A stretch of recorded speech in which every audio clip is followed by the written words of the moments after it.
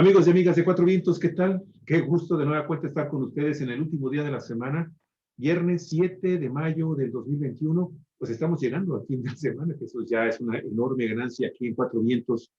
Este medio de comunicación que se ha ido consolidando en el gusto de ustedes, estamos muy contentos por la respuesta que nos han estado dando con relación a, pues, a todo lo que les hemos estado pidiendo, que nos compartan nuestros programas, que nos den likes.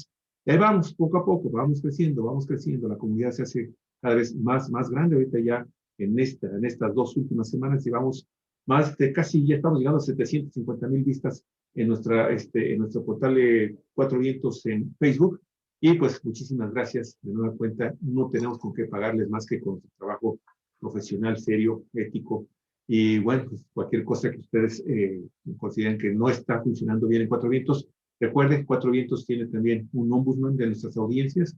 Pueden recurrir con ella. Es el licenciado, está en Mexicali, pero de cualquier forma siempre nos atiende y los atenderá, sin duda, en sus quejas. Bueno, sus felicitaciones a nuestro portal, el licenciado Daniel Solorio Ramírez. Y el día de hoy, como es viernes, amigos y amigas, desde las 11 de la mañana con 4 minutos, acá a tiempo de Baja California, queremos de nueva cuenta agradecer mucho, pues también el apoyo que nos ha brindado ya desde hace un buen rato nuestro amigo.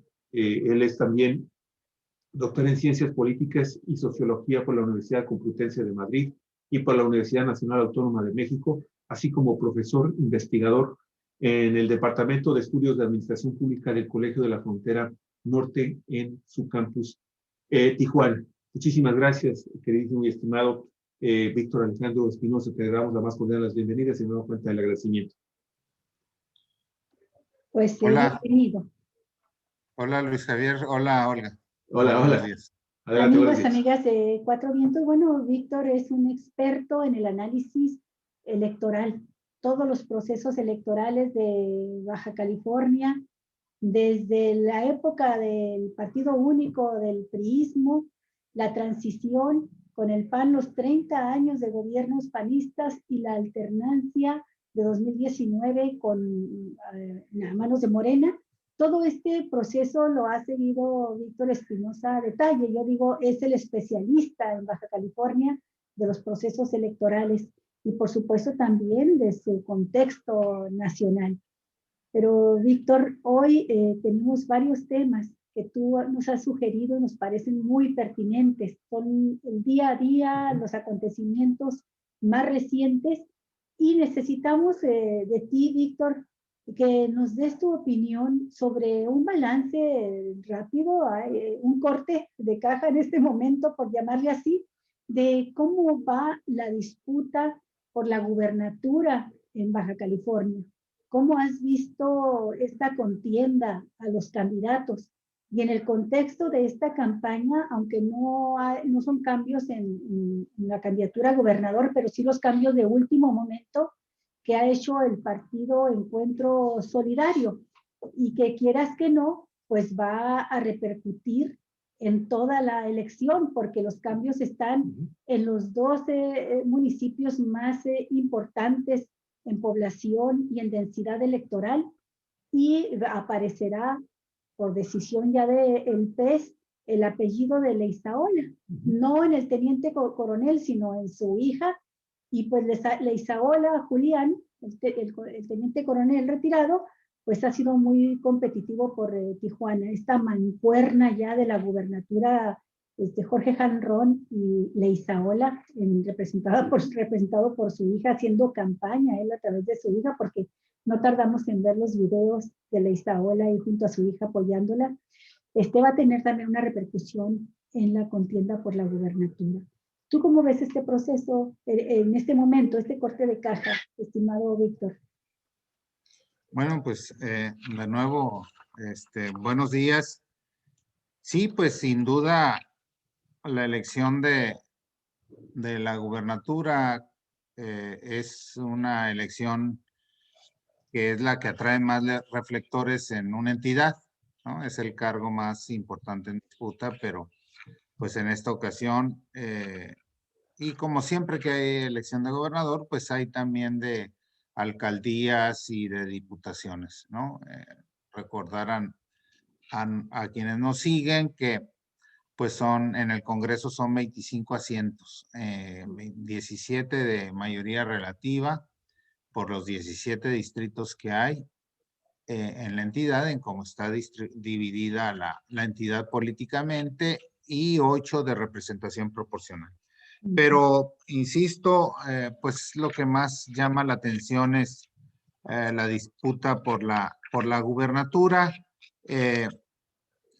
Es interesante ver que pues la elección se concentra básicamente en 3 candidatos, ¿no? 2 candidatas y un candidato, ¿no? Que son los que acaparan la mayor parte de la intención del voto según las encuestas que hemos conocido, que han circulado por ahí. Desde luego que cada candidato de repente publica sus encuestas, que no sabemos la metodología, no sabemos quién las hizo, y casualmente los candidatos que la difunden pues van arriba en las elecciones, ¿no? Pero uno trata de leer entre líneas, ¿no? Lo que está sucediendo en esta elección. Me llama mucho la atención algunas de las cosas que se desprenden de esta disputa. Por ejemplo, pues efectivamente sucedió el domingo el segundo debate oficial, y tal como se había anunciado, pues no asistió la candidata de Juntos Haremos Historia en Baja California, Marina del Pilar Ávila Olmeda, y sí asistieron el resto de candidatos, ¿no? Que aprovecharon también pues para darle darle un lleguecito, como decimos nosotros, ¿no? Por la ausencia, aduciendo ellos de que tenían miedo, de que cosas así, ¿no? Entonces, pero bueno, ahí van. Me llama la atención también en estos días, no sé a ustedes, Olga, también, si esto llama la atención, pero todos los candidatos, incluyendo los que se dicen de izquierda, se han convertido en adalides de la lucha por la propiedad privada.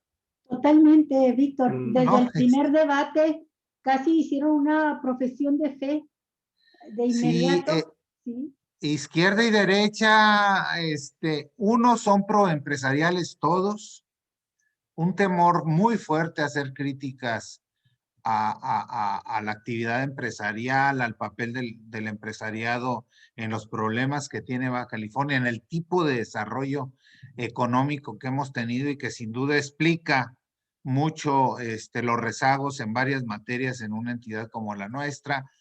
Pero, por ejemplo, como la industria maquiladora, con su precarización del empleo, todo eso no lo toca ni con el pétalo de una rosa ninguno, ¿no? Es decir, hay un temor a cuestionar el tipo de desarrollo, el tipo de crecimiento económico que hemos tenido, y entonces, al contrario, todos dicen que van a fomentar más la inversión, que vengan empresas, pero no dicen qué tipo de empresas deberían de venir. Es decir, al parecer, pues de las mismas que han sumido en la pobreza a muchos de los trabajadores y que han sido responsables de problemas de contaminación, de precarización del empleo, de un desarrollo urbano anárquico, de violencia, etcétera. No, nadie se acuerda de que este es un factor que explica muchas de las cosas, y todo el mundo hace una defensa.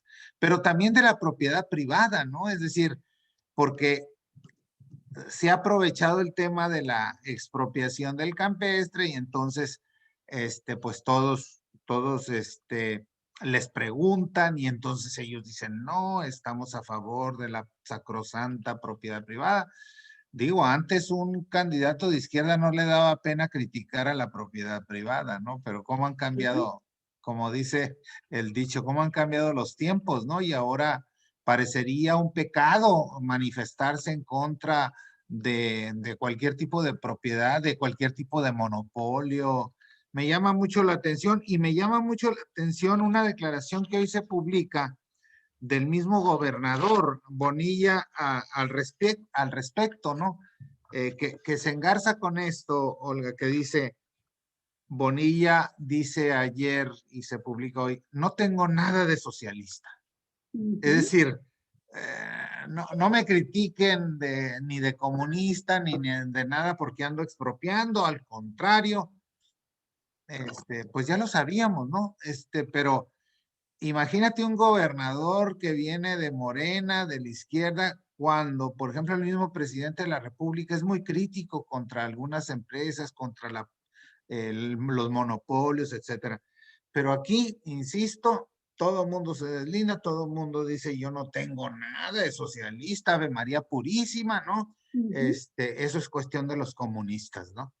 Un momento ahí para hacerte una pregunta, si me permites, Víctor. Sí, contrasta mucho el discurso de todas las mañanas de López Obrador, hablando siempre en la línea que ha mantenido de la preferencia por los pobres, por el bien de todos. Primero los pobres, la insistencia en que los grandes capitales tienen que aportar más a la sociedad, la lucha contra la corrupción, no solo dentro de la función pública, sino también dentro de la iniciativa privada. Todo esto forma parte del discurso diario del presidente. Y cuando escuchan los discursos aquí, es un contraste absoluto con los candidatos de su partido, de Morena. Pareciera que los candidatos de Morena traen el discurso con el color morado, pero de la coalición Va por México. Ahí no hay diferencia entre unos y otros.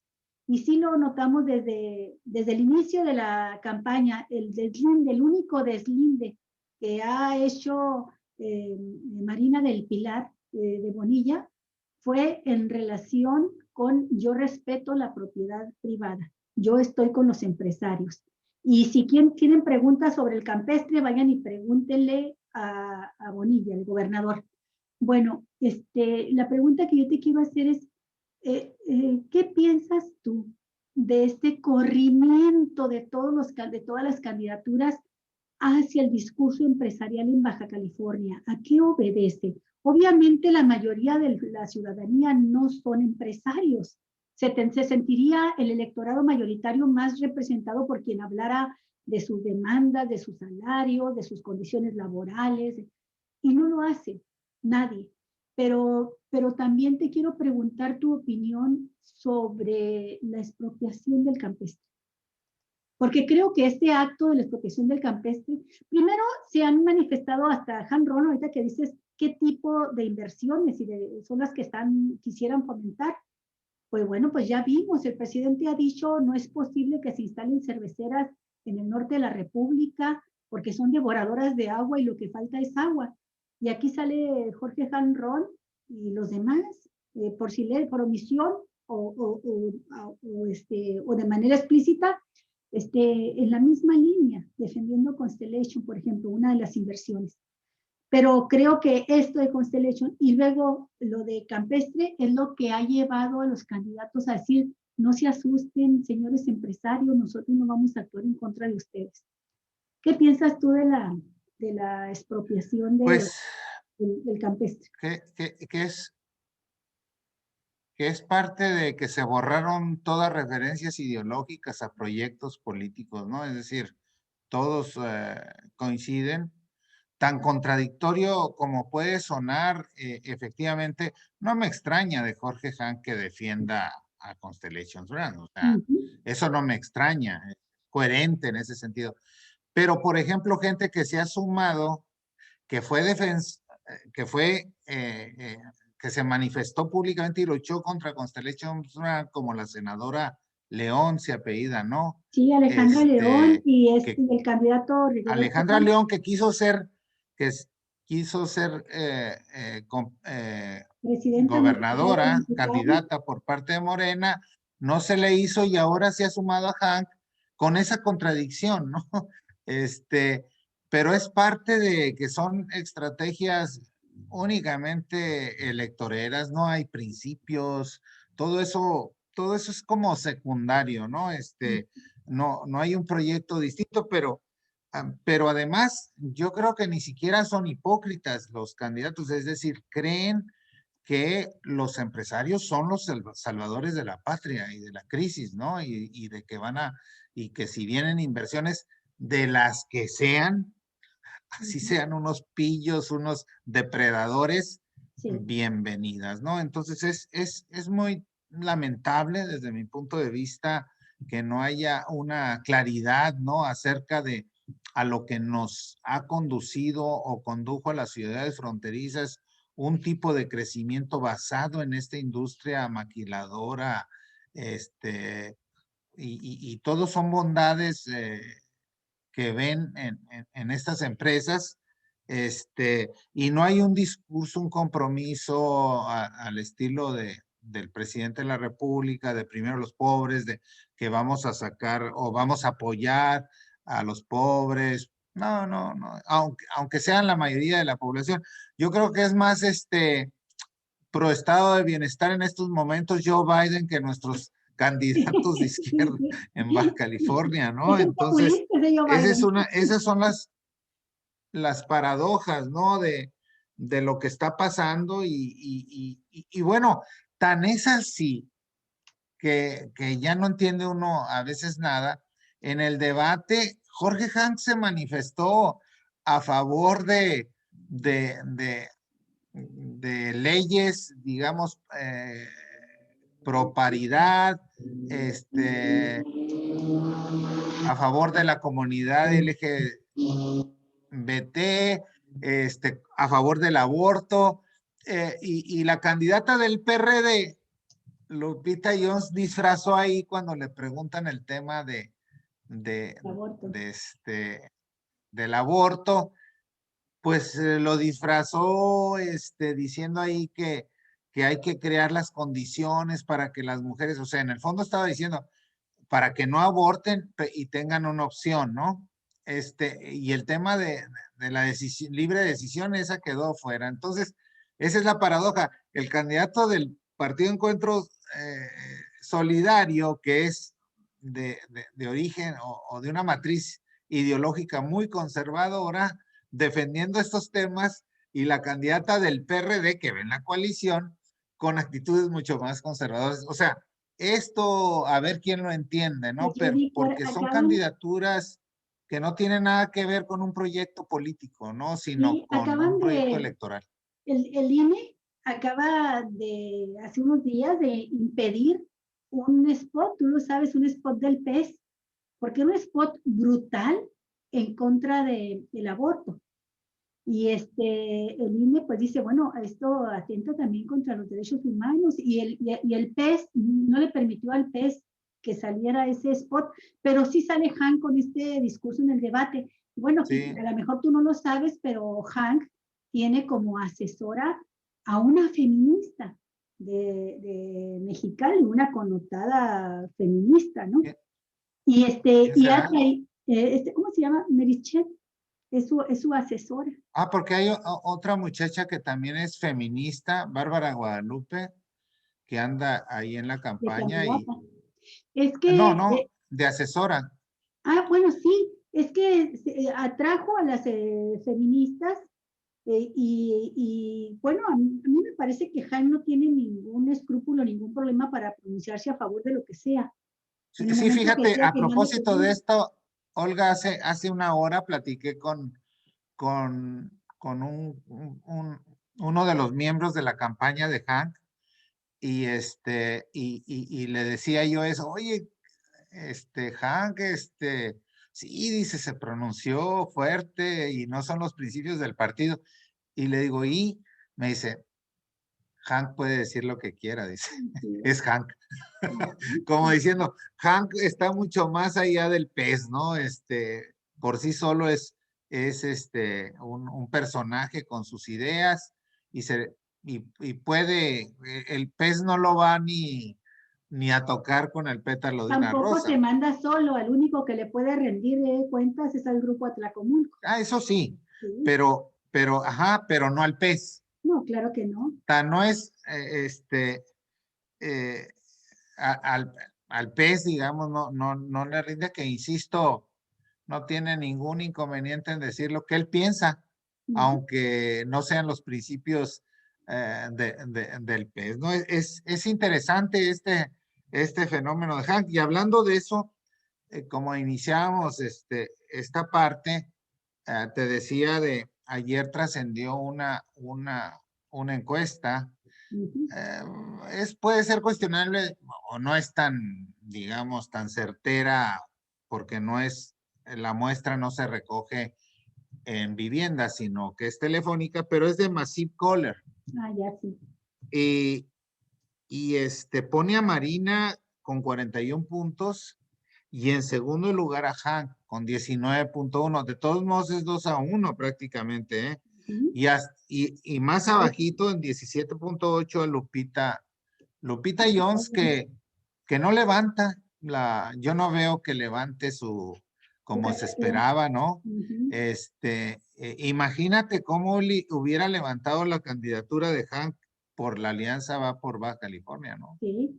Y Yo a creo que Maxi hubiera, Kohler, esta encuestadora, esta firma, pues la vinculan más con intereses ligados a Acción Nacional, más cercano a gente de Acción Nacional, lo y cual, fíjate, y sí. pone en tercer lugar a Lupita Jones. Lupita Jones, que otra de las particularidades de este proceso, resucitó la campaña del 2006 contra López Obrador, ¿no? Es un peligro para Marina, es un peligro para Baja California, si gana nos van a expropiar otra vez la propiedad privada, nuestro patrimonio, nos van a quitar nuestra casa.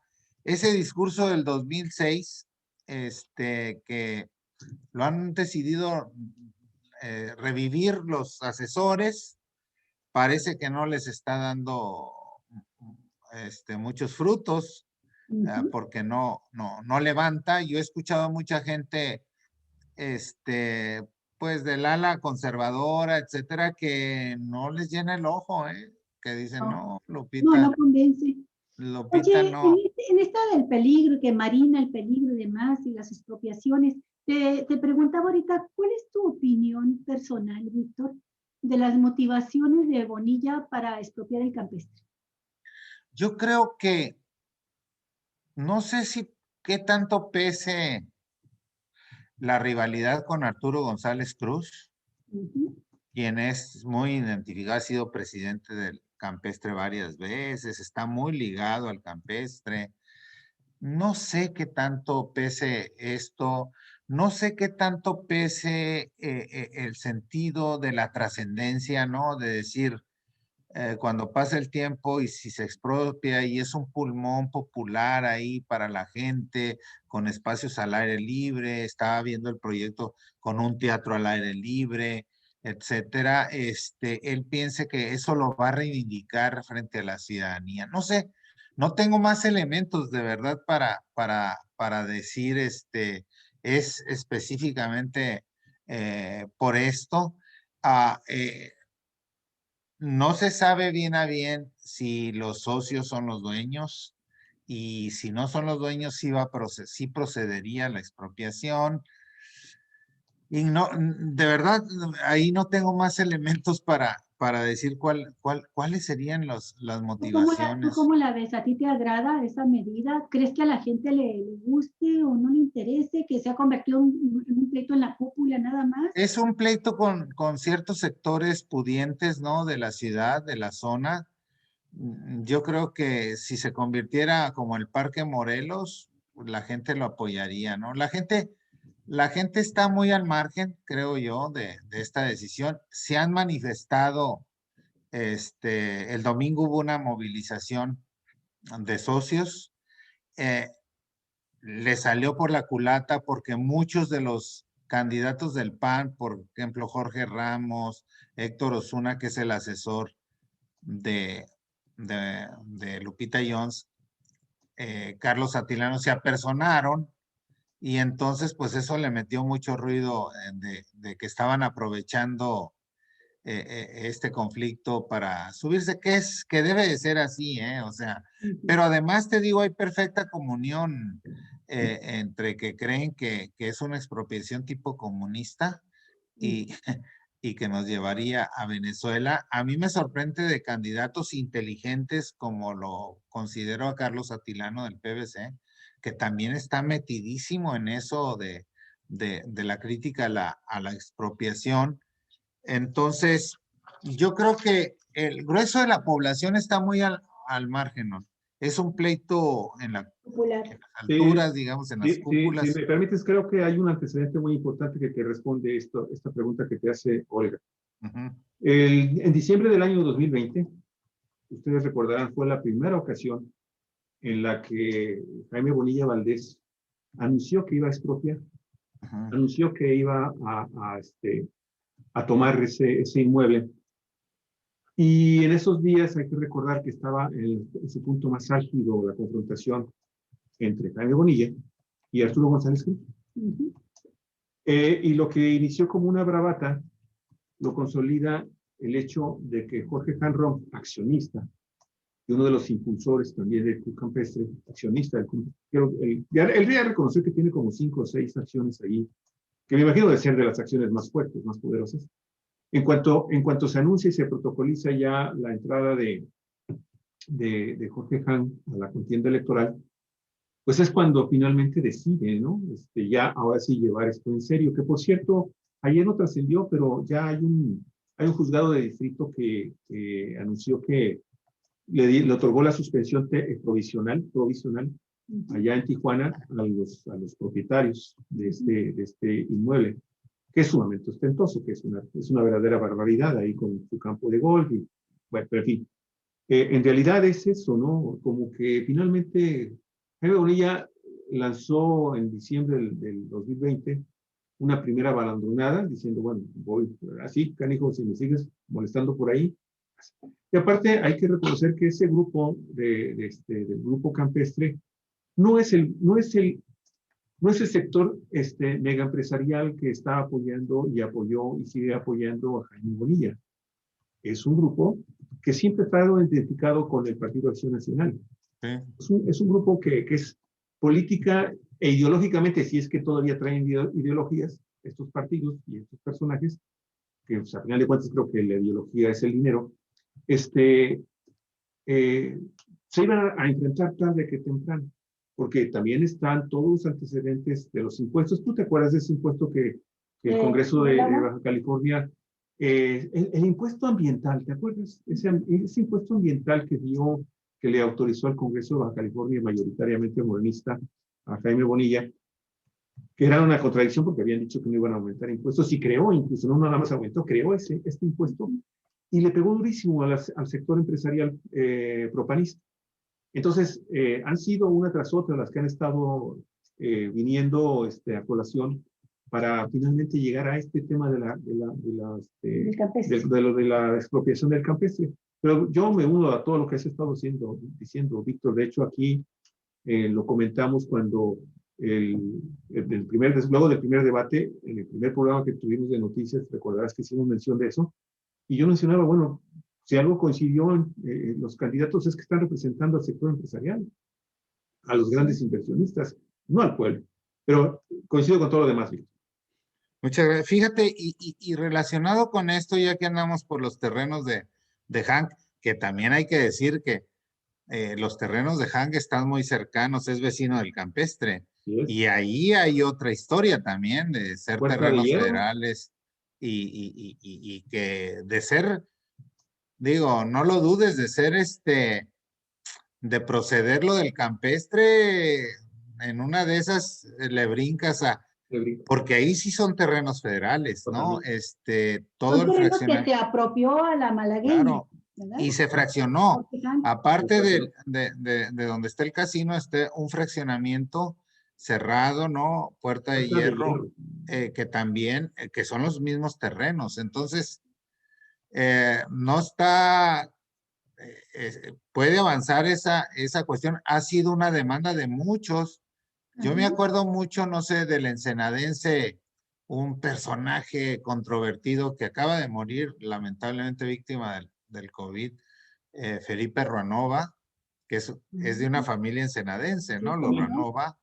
Él fue un crítico, pero frontal, y publicó varias cosas, incluso libros sobre estos terrenos, etcétera, ¿no? Entonces, bueno, ahí está la la cuestión. Y ya que andamos por los terrenos del PES, pues está el otro tema de Leizaola, ¿no? Sí. Que es muy interesante la jugada que hicieron el día de ayer.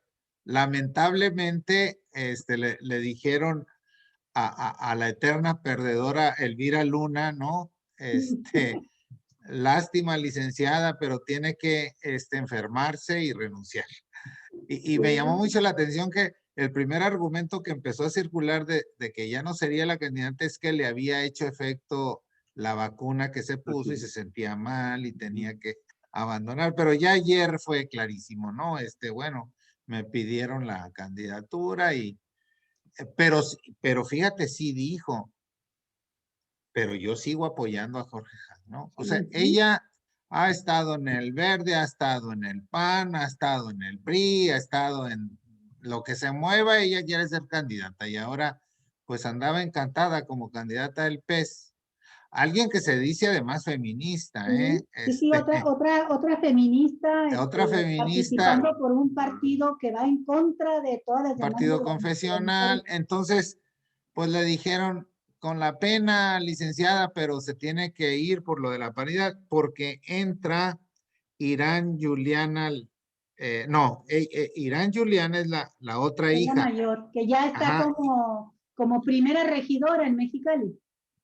Sí, entra Indira, no sé si se dice Indira, no, Indira Leizaola, que es la hija menor, porque en un primer momento se pensó en esta Irán Juliana, la hija mayor, pero como ya estaba inscrita como candidata a una regiduría en la planilla del PES de Mexicali, y ya habían tenido que comprobar domicilio, pues cómo ahora le hacían para saltarla a Tijuana, y dijeron, ándale, pues la otra hija. Y la otra hija ha entrado al quite, y también pues los nombres que se barajaban para sustituir a Leizaola, Héctor Cruz, y luego también Miguel Ángel Badiola, que es gente muy cercana a Jorge Hank, pues no entraron. Dice el Benjamín Gómez, que es el delegado nacional del PES en Baja California, que fue una disposición del partido a nivel nacional, ¿no? Estos cambios, y que bueno, que ni modo, y en Mexicali queda Edgar Castillo López, que fue director en su momento del Hospital General de Mexicali. Ahora es el nuevo candidato. Bajaron a Elvira Luna, y en Tijuana es esta muchacha Indira Leizaola, no sé cuántos años tendrá, tiene 20 y tantos años.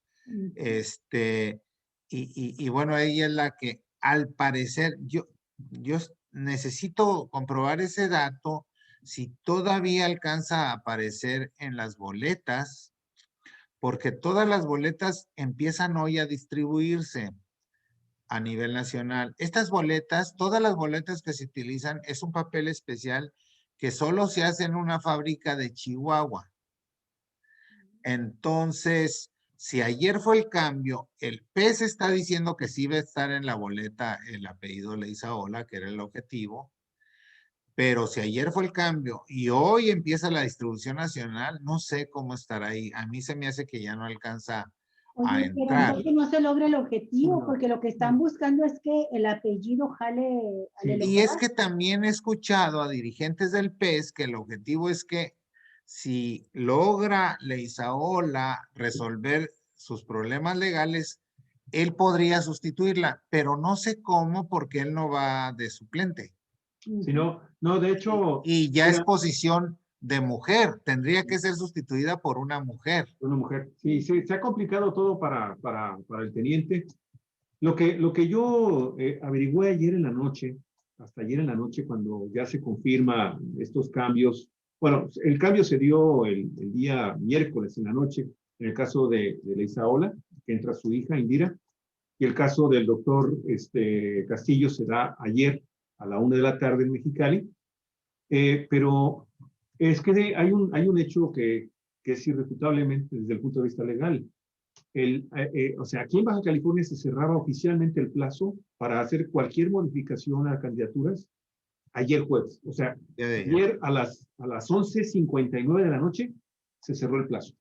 Entonces, se estaban imprimiendo en la Ciudad de México todas aquellas boletas que estaban ya previamente confirmadas y donde no hubo ningún cambio o que se suponía que no iba a haber ningún cambio de último minuto.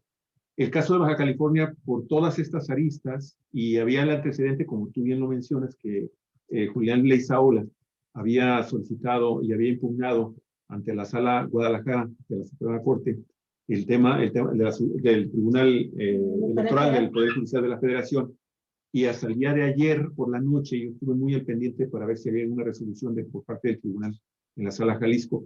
No había ningún cambio. No se quisieron entonces ellos arriesgarse a quedar fuera de candidatura, y por eso se hizo el movimiento desde el miércoles en la noche.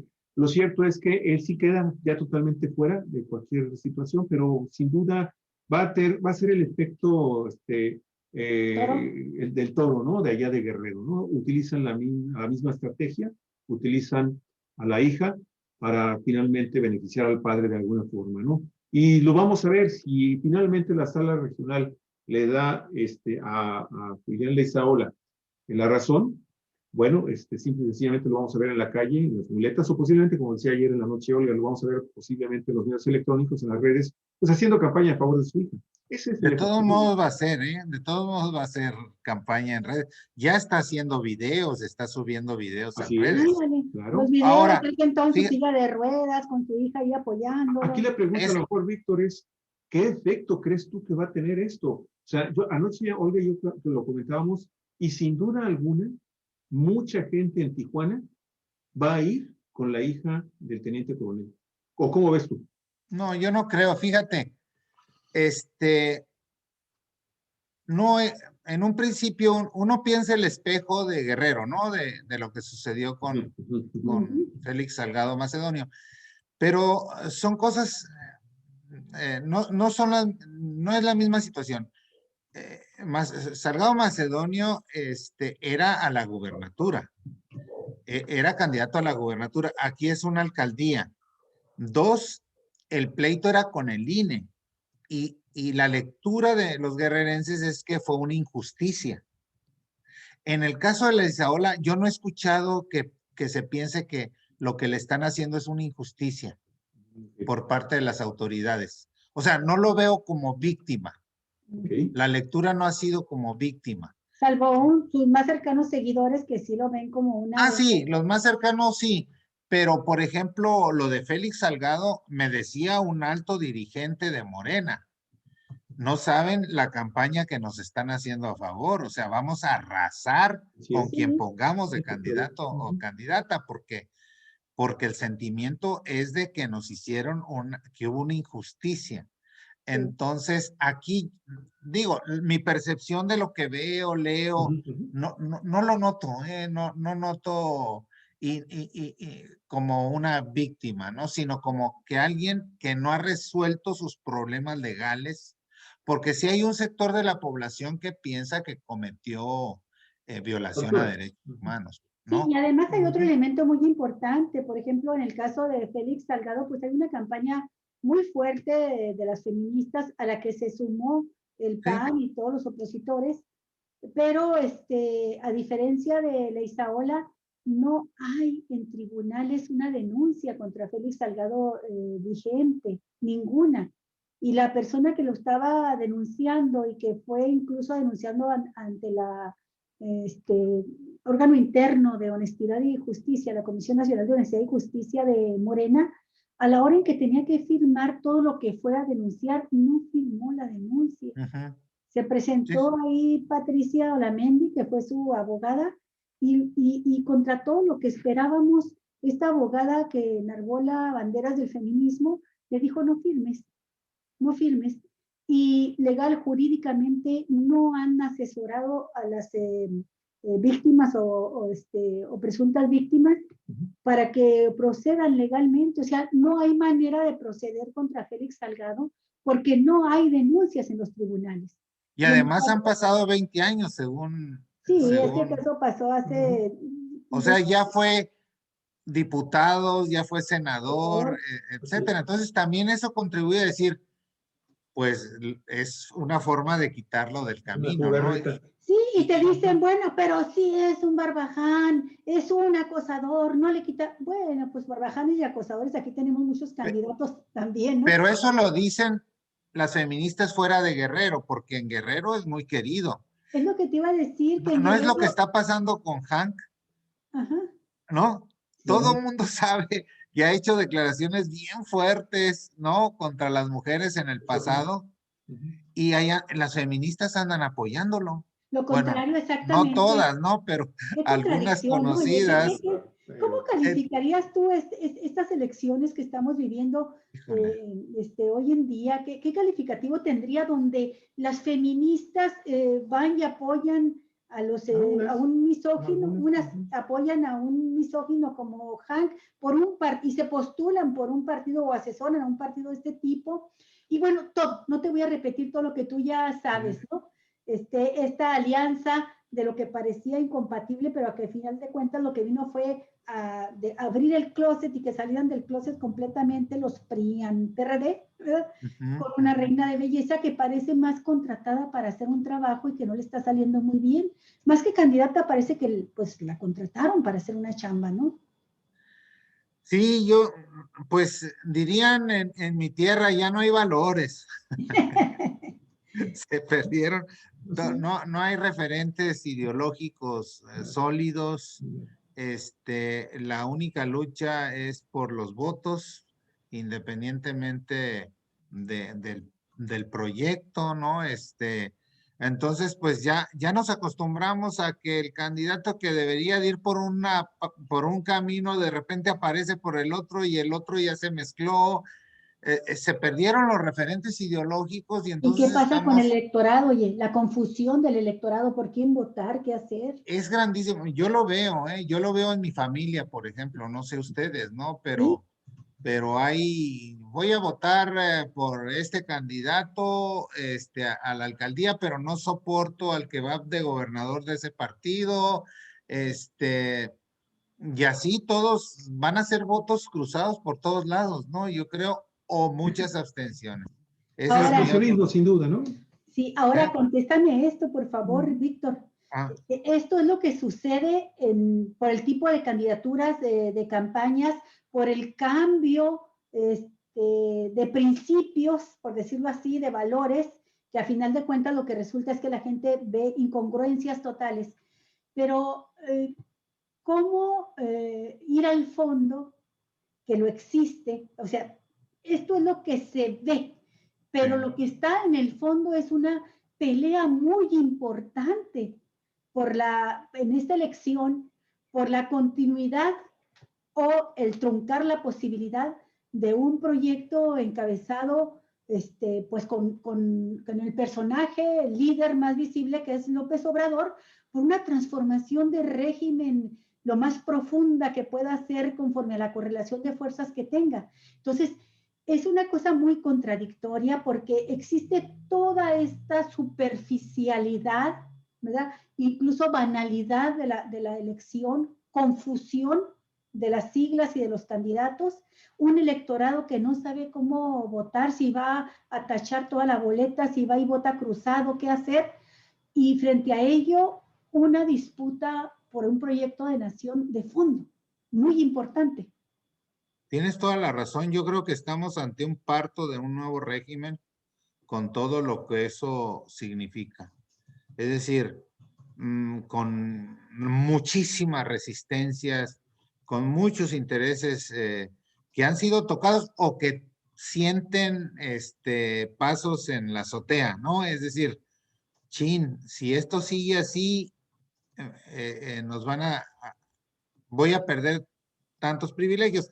Mira, el caso más típico de todo esto es el caso del periodismo oficial, nacional, lo que sea. O sea, digo, veo a periodistas que en antaño tú decías, bueno, tienen ciertos principios y profesionalismo y luchan por los derechos humanos y hoy convertidos también en defensores de privilegios de antaño. Por ejemplo, Sergio Aguayo, ¿no? Gente como él que estuvieron en la primera línea de defensa de derechos humanos, ¿no? Sí. O cosas así.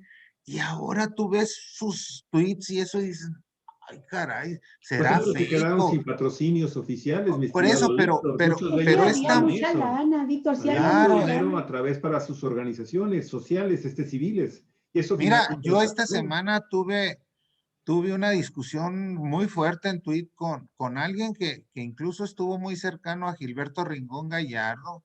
No sé si lo ubica a Jorge Sí, Javier cómo no. Romero. Sí. Que pues gente de izquierda, académico serio, y tuve una discusión muy fuerte porque yo le dije, es que no puedo creer, por ejemplo, su tweet de inicio de nuestra discusión era, en Chile hubo toda una movilización en Colombia y aquí se cayó la línea 12 del metro y no veo que se incendie el país. Y le digo, a ver, estás planteando un salto mortal. O sea, ¿qué tiene que ver las causas de la movilización o las de Colombia con el accidente o lo que sea, donde debe de haber responsables? Pero él se quejaba amargamente de que en México era para que ya estuviera incendiado el país y a punto de derrocar al tirano, ¿no?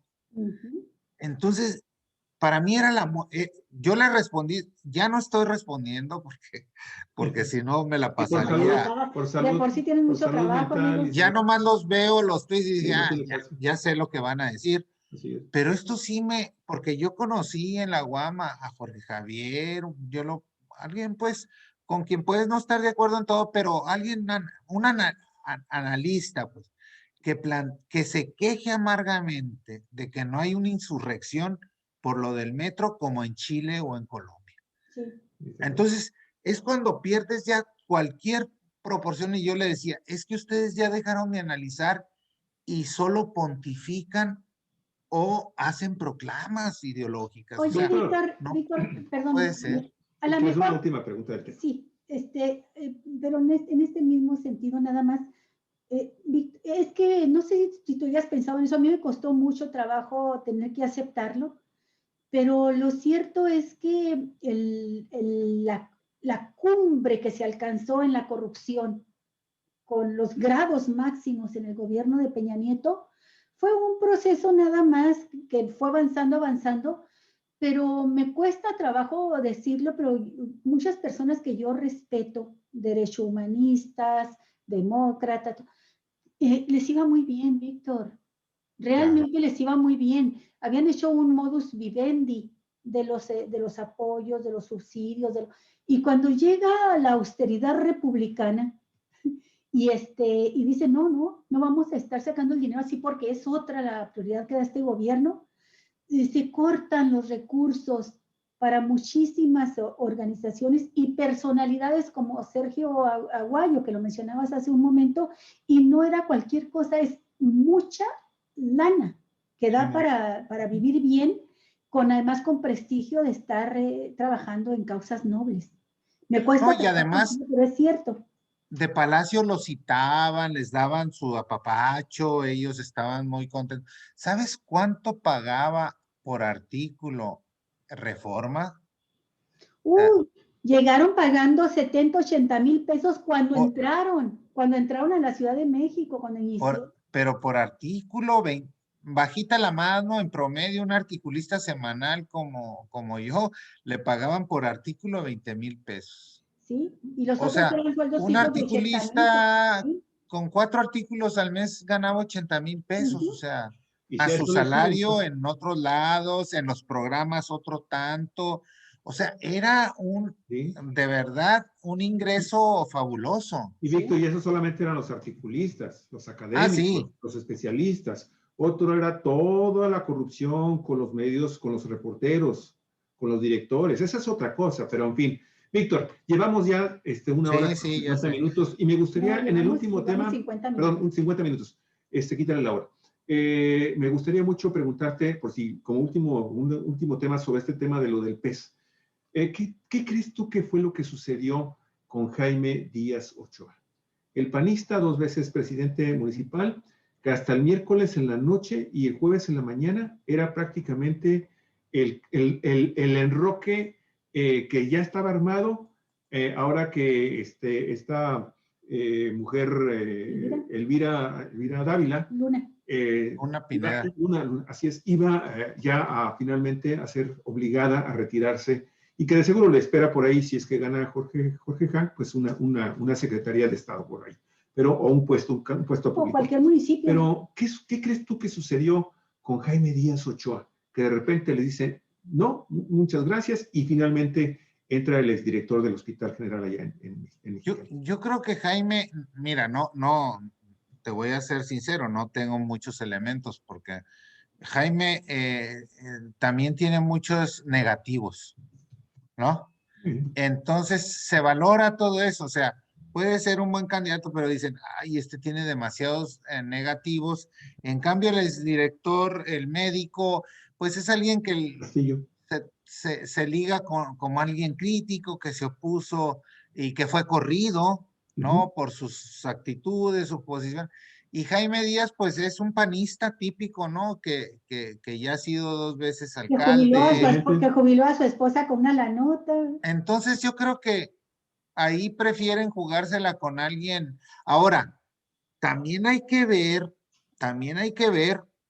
porque quien ha estado empujando los cambios y las posiciones, que es una queja dentro del PES, es el grupo de Jorge Hank. O sea, Jorge Hank está poniendo condiciones y está avalando y palomeando, o sea, y es obvio que a algunos del PES no les gusta mucho porque dicen como alguien que además no se asume como pesista, ¿no? Él sigue diciendo que es pesista, pero que no lo llamaron a la guerra en esta ocasión. No cambió su chaleco rojo por uno morado. Ajá, nomás le puso una plasta ahí, ¿no? Entonces, hay pugnas muy fuertes al interior del partido, ¿no? Pero fíjate, si no hubieran tenido una candidatura medianamente fuerte como la de Hank, nadie ni nos hubiéramos enterado, ¿no? ¿Qué te enteras? No tiene el registro. Sí, no conserva. ¿Qué te enteras tú de Fuerza por México o redes sociales progresistas? Bueno, realmente Victoria Bentley de repente por redes sociales y sus exabruptos y sus cosas que grita por ahí, pero yo lo dudo mucho que refrenden el registro, fuerzas y redes, ¿no? Yo creo que no lo van a lograr. Aquí el PES ha resurgido por la candidatura que lleva, por la lana que lleva. Y por Jorge Hank, ¿no? Sí. Oye, Víctor, antes de entrar al tema de los extranjeros que van a participar, dinos algo sobre este conflicto INE, Presidencia de la República, que va creciendo y creciendo a grado tal de que pues ya el presidente ya anunció la necesidad de una reforma. No se va a hacer ahorita, obviamente, pero hay una campaña sistemática por parte del INE, pero también por parte del presidente de estar poniéndolos en el aparador y decir, este es el malo es este otro, ¿no? ¿Tú cómo ves ese conflicto de fondo? ¿Cómo has visto tú que el INE se deje su papel de árbitro, si es que ya lo tuvo, y que se esté convirtiendo en un actor más, como dicen sus críticos, de que, bueno, pues si quieren participar como un actor más de la contienda, pues que se afilien a un partido, lancen sus candidaturas y se salgan del INE? ¿Tú cómo ves? Sí, mira, el INE es, siempre lo he dicho, ¿no? Porque yo he participado soy consejero distrital del INE, antes fue de la Junta Local. El INE es mucho muchísimo más que su Consejo General y que los consejeros. El INE es una institución con un servicio profesional de carrera como no lo tiene ninguna institución, a lo mejor el Servicio Exterior Mexicano, ¿no? Es decir, ¿qué estamos diciendo? Que la gente que está ahí abajo del consejo sabe hacer su chamba, son técnicos, tienen mucha experiencia y su permanencia está en función de su capacidad. Para permanecer tienes que estarte capacitando, haciendo exámenes, lo que es un servicio profesional que debería de ser en todo el gobierno, ¿eh? De cierto nivel para abajo. Hay países, Francia, España, que tú para ser recepcionista en una dependencia compites por el cargo, te preparas y te mantienes en el cargo en virtud de tu desempeño y tus méritos. Aquí no, aquí llega en el gobierno, pues llegan los amigos, los que trabajaron en la campaña, incluso gana un partido, pero la corriente es de otra corriente y vas para afuera, o sea, aunque seas del mismo partido, en fin. Eso tiene el INE. Dos, le han sobrecargado funciones.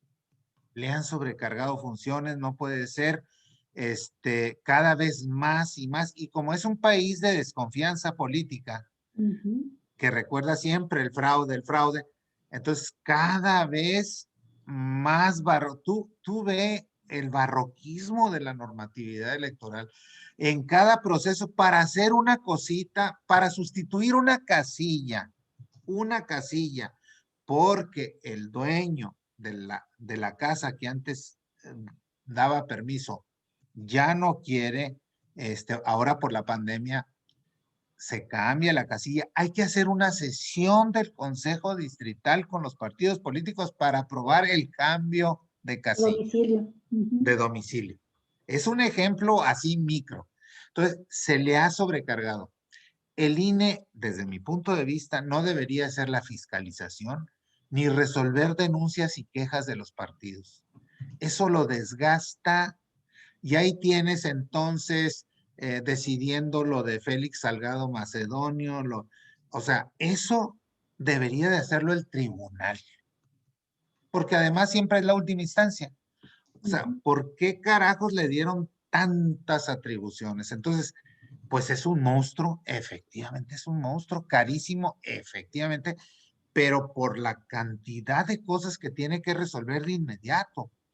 Entonces, dos, efectivamente los consejeros tienen unos salarios, por eso muchos quieren ser consejeros, porque además duran mucho tiempo en el cargo, 9 años son muchos.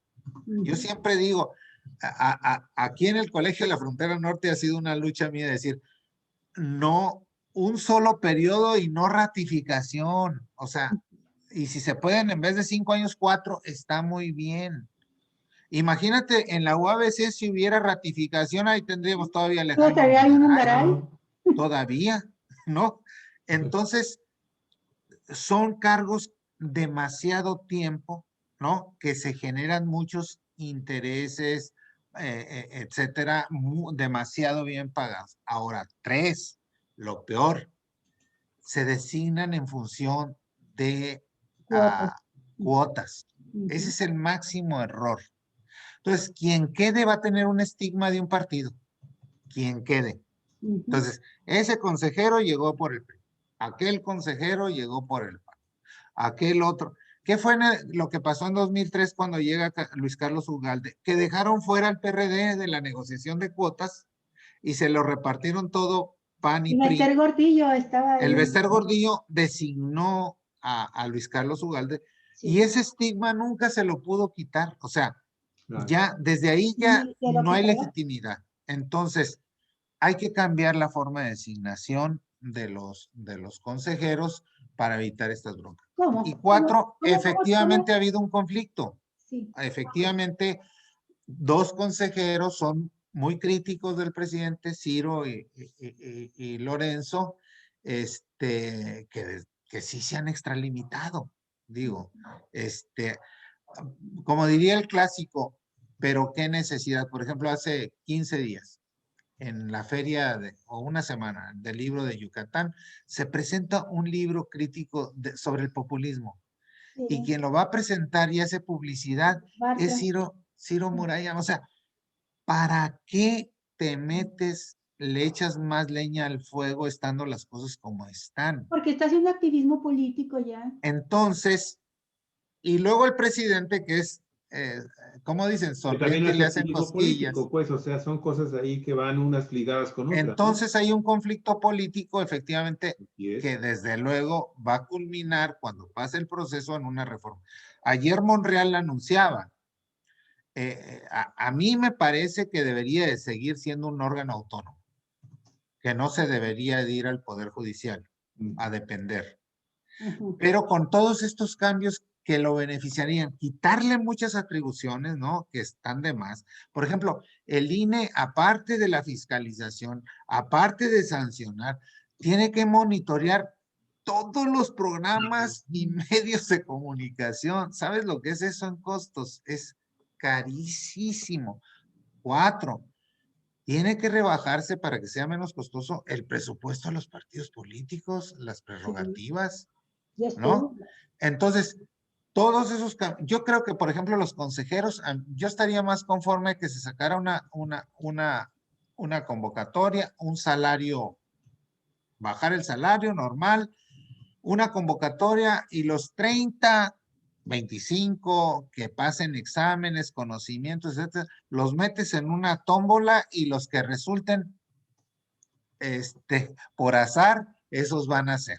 ¿Por qué? Porque Qué dices, interesante, tanto que se rieron del método de la tómbola y resulta que hoy te oigo a ti defender no, claro que es, este método y ayer escuchaba a Pablo Gómez en una entrevista con Julio Hernández también defender el método de la tómbola, fíjate, no lo previa escuché. selección de perfiles.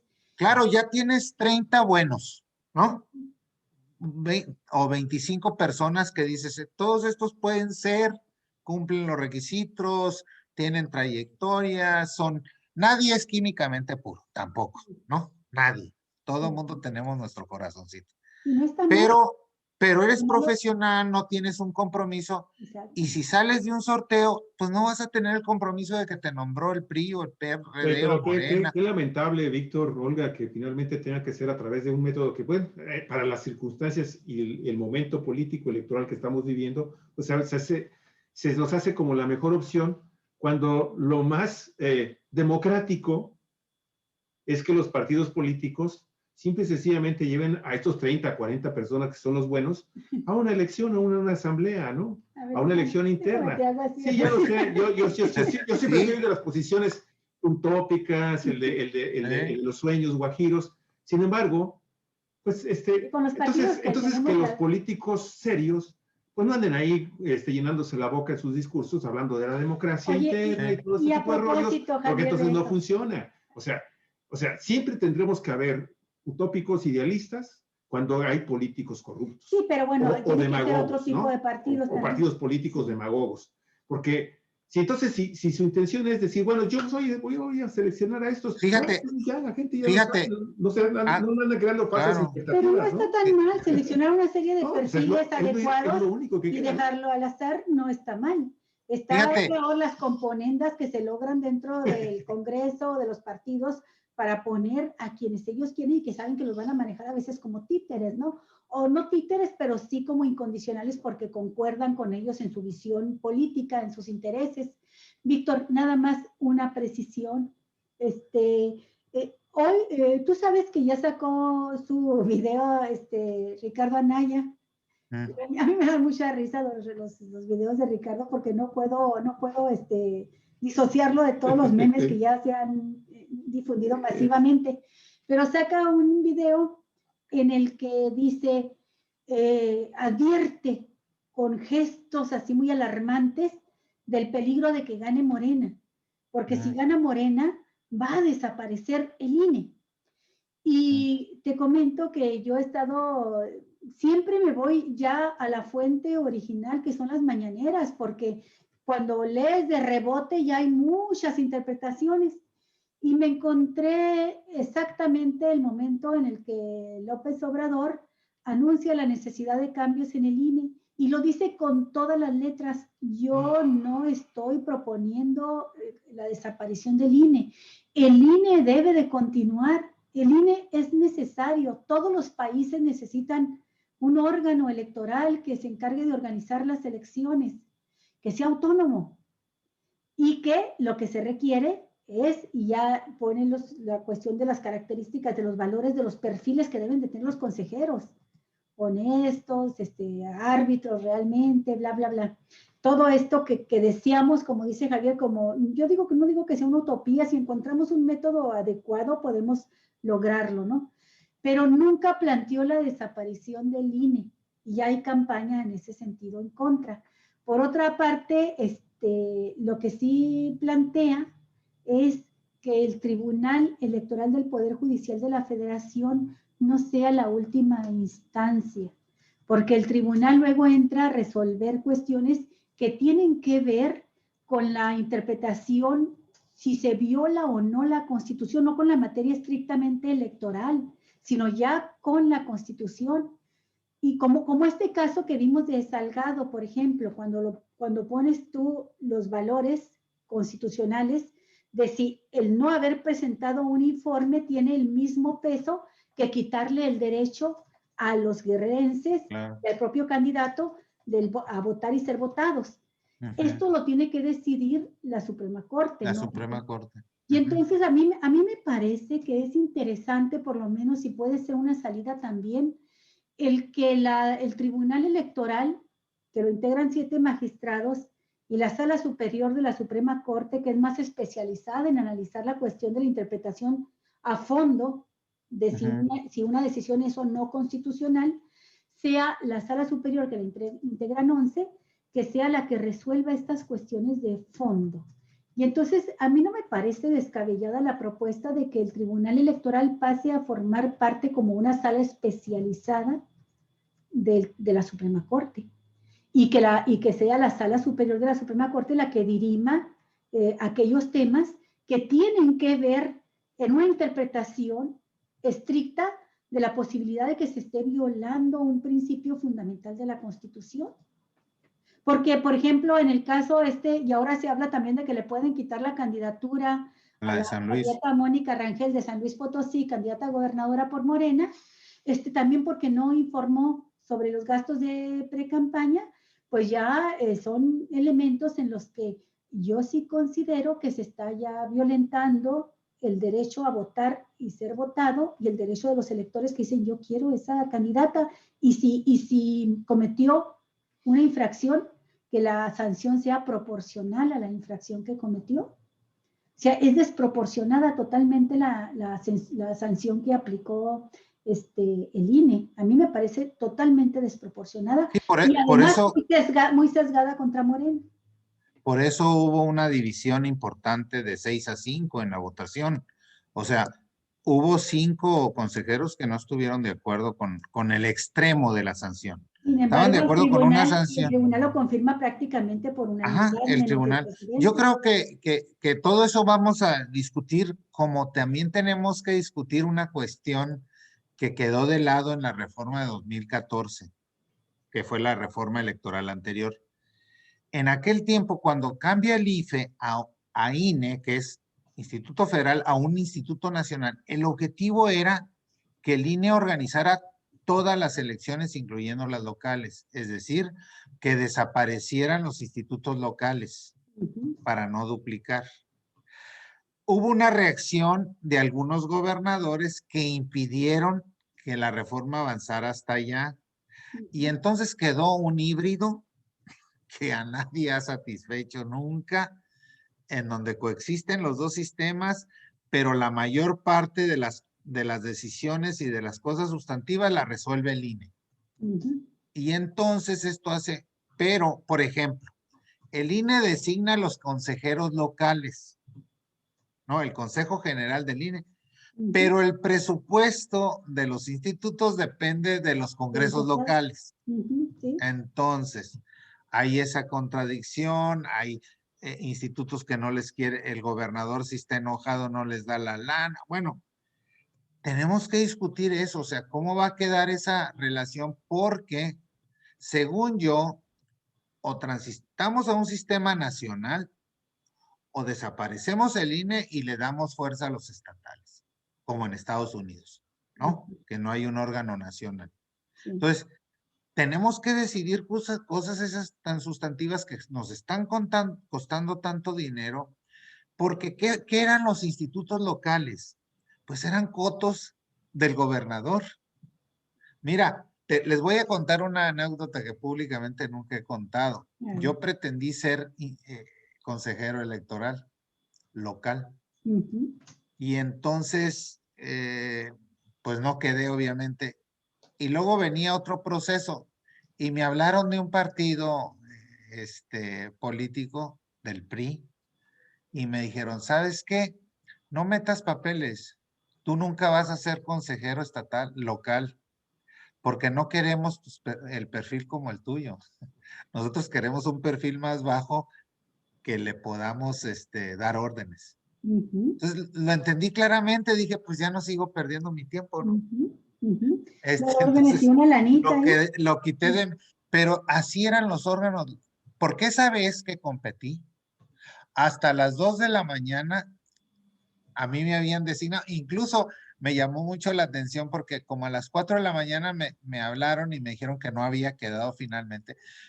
Pero como ya estaba mi nombre en los periódicos, ya estaban hechas los tirajes a las 2 de la mañana, se imprimía, aparecí como consejero en la publicación, pero a las 4 de la mañana ya me habían hablado diciéndome, ¿sabes qué? ¿Qué año fue ese? ¿Para cuál proceso? Era el gobernador Guadalupe Osuna Millán y era el secretario general de gobierno Francisco Blake Mora.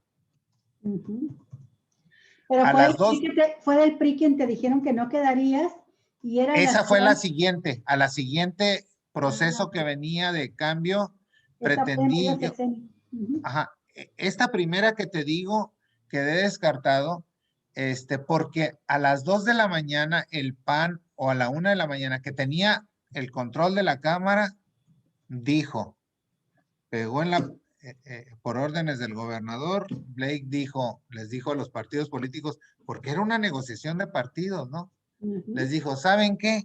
Como tenemos mayoría en el Congreso, nos vamos a quedar, eran 5 asientos en el Congreso, en el Consejo. Nos vamos a quedar con todos. Porque tenemos la posibilidad, últimamente ya no queremos negociar y nos quedamos con los 5, nosotros los vamos a designar. En paz descanse, Blake Mora. Entonces, como yo no iba en la lista del PAN, efectivamente no quedé, pero previo a eso ya se habían negociado cosas y yo fui anunciado como consejero por consenso de PRI, PAN y PRD. Pero como el PAN decidió, yo creo que el gobernador dijo, oigan, ¿y si nos quedamos con todo? Pues órale. Y entonces se quedaron con todo. Entonces, esa es la historia de los institutos locales hasta antes de la reforma del 2014, que lo salvable de todo esto es que el Consejo General del INE, mediante concurso, decidió nombrar a consejeros locales. Ahí ya nunca quise aplicar, ya no me quedaron ganas de ser consejero local, ¿no? Pero así se designan ahora. Muy interesante la anécdota, no queremos gente de alto perfil, queremos a alguien que podamos manejar. Alguien a quien le podamos dar órdenes. Y así eran los institutos locales, los consejos generales, o sea, recibían órdenes del gobernador directamente o del partido pero había puesto que gobernara, y así en todo el país, hasta 2014 que viene la reforma.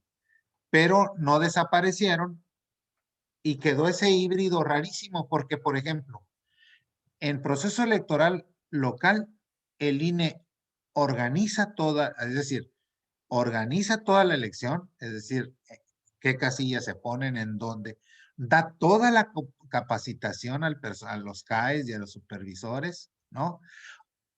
El padrón electoral que se utiliza es el del INE, etcétera.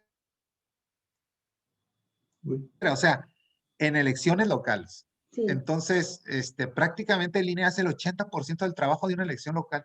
Y cuando son extraordinarias por alguna situación, como fue el caso de Puebla, ¿no? De Colima, en donde se anulan las elecciones, el INE las organiza, las extraordinarias, íntegramente. Ya no entra el instituto local. O ante un conflicto, el INE tiene capacidad de asumir todo el proceso electoral local. Entonces, ¿Qué es eso? Pues una prueba de que el INE puede organizar elecciones locales. Sí. Y algo similar sucede con los tribunales electorales, Claro, porque claro que sí, que hasta el también en la pleito más reforma remoto de iban un a regidor, desaparecer.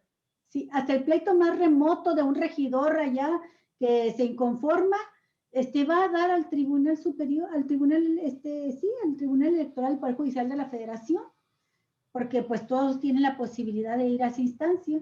Dime una cosa, ¿por qué la sanción a Félix Salgado de fiscalización por pre-campaña la tiene que hacer el INE? ¿No debería de ser una facultad de un órgano local? Totalmente. Pero como así está la ley, insisto, esas son atribuciones que no debería de tener el INE, porque es echarle todo al INE, ¿no? Entonces necesitas una estructura enorme para resolver todos los temas habidos. Y quizá ministerios públicos federales electorales para que sea directo hacia un tribunal federal, no necesariamente un tribunal estatal. Pues yo creo que, pero esa ha sido la historia además, Olga, Luis Javier, no hay que tampoco, como extrañarnos. Después de una elección hay reforma electoral. Reformas y reformas y reformas. Sí, Encuentran un nuevo lo que subterfugio pasa es que donde soltar la ley. nuestra cultura política es de la desconfianza, entonces Sí. no hay forma de que, y luego, como cada vez tenemos elecciones más reñidas, más competidas, pues antes no había problema porque ganaba todo el PRI, entonces ni encuestas necesitabas, ¿no? Por eso en otros países se extrañan porque dicen, ¿qué nuevas son qué fenómeno tan reciente es de las encuestas en México? Pues ¿para qué las querías tú? Desde que designaban un candidato ya sabías quién iba a ganar. Sí. O sea, no necesitaban ni Pues también las elecciones. condenadas encuestas también todo se pervierte, amigo.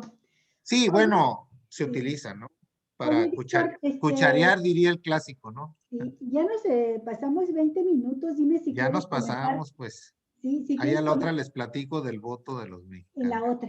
Ok, sí, yo te cambié un poquito el orden, el punto 3 era el No, voto en está el bien. extranjero, pero me parecía fundamental este conflicto INE-presidencia, ¿no? Podemos platicar sobre el voto desde el extranjero en Sí, la próxima colaboración, la próxima sí, charla claro. contigo. Al Sí, cabo ahí va a estar. sí, así es. Bueno, pues yo nada más quiero solicitarte una disculpa, Víctor. Ahorita en los últimos minutos nos hemos distraído en algo muy lamentable para nosotros. Falleció hoy en la mañana don Luis de Madrid Moreno. No sé si tú conociste a un ícono Es de un la personaje muy radiodifusión importante en acá en Ensenada. Ensenada. Radiodifusión de Ensenada, ¿no? Sí, Sí. todo un personaje acá en Ensenada, muy querido, muy respetado.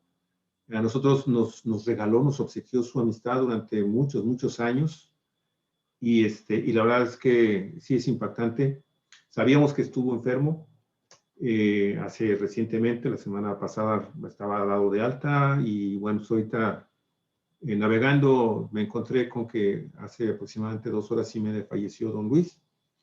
Y desde aquí, pues, amigos de Cuatro Vientos, expresamos la gran admiración que siempre hemos tenido. Nos va físicamente, su recuerdo queda indeleble aquí con nosotros y a toda la familia de don Luis.